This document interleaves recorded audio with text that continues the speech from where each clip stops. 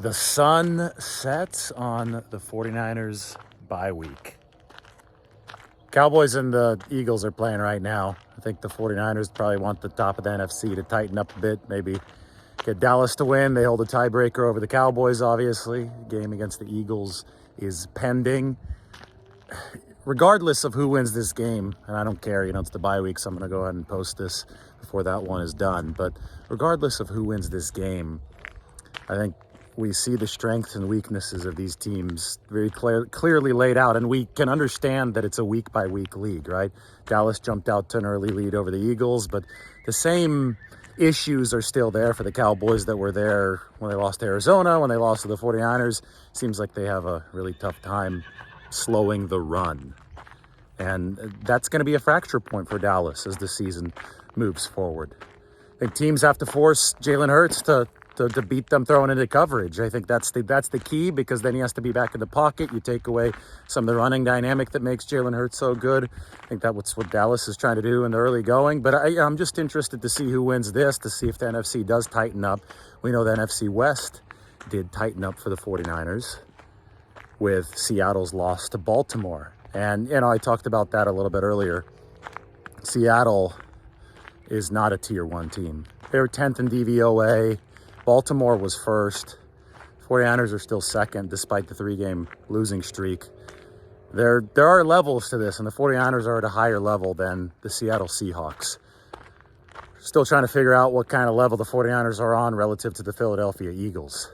That's why this game right now is so fun to watch. Now, to set this week up, this is the sunset of the 49ers bye as we move to the post-bye, the second half of the season. It's almost like an all-star break for the 49ers in baseball. Really well-timed bye for 2 straight seasons. As we move forward with this, tomorrow is Chase Young Day. That means Chase Young's first practice in a 49ers uniform.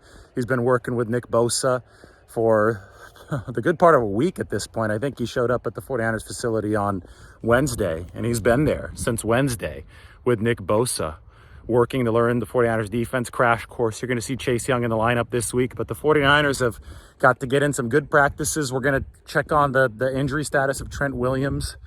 The chance he doesn't go tomorrow, but Wednesday, Thursday, those are going to be the big days, especially Thursday, to evaluate Trent Williams. Deebo Samuel says that he's good to go for the 49ers, so that's going to be something to monitor this week too. And then they're going to take off to Jacksonville on Friday. It's a cross-country trip for the 49ers. They want to get out there early. Jacksonville's also coming off of a bye week. But with the cross-country trip happening, the 49ers want to adjust time zones. That's going to be right after practice on Friday. I think they're probably going to even practice an hour earlier than normal to make sure that they can get out to Jacksonville in due time, because they're going to lose some of those hours flying back over to the East Coast. So Jacksonville 6-2. They're going to be coming off that bye week. They're going to be rested, but so are the 49ers. And, we've been talking about the 49ers looking like how they looked over the first 5 weeks, and that was explosive offensively to mask defensive issues. They've got to do the same now, especially now that the defensive issues are so apparent. They have to dig in, find a way to stop the run.